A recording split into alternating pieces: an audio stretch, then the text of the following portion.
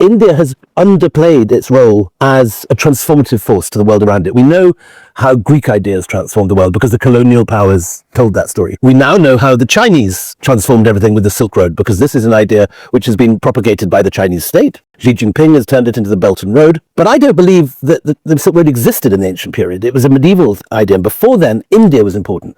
But India has not been good at telling the story. We don't know. And I think it's a surprise even to many Indians when they go for the first time to Cambodia and they find these stories of the Mahabharata or the Ramayana all over Angkor Wat.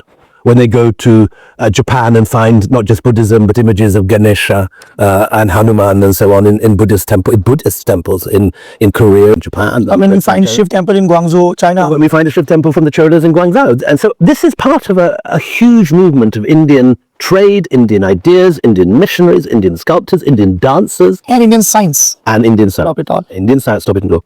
And again, you know, in the West, everyone knows about Greek mathematicians like Pythagoras or Archimedes. Name Aryabhatta or Brahmagupta, who you both talked about in your introduction. No one's heard their name in the West. Now, why is this? Why is it that we know Pythagoras but don't know Brahmagupta?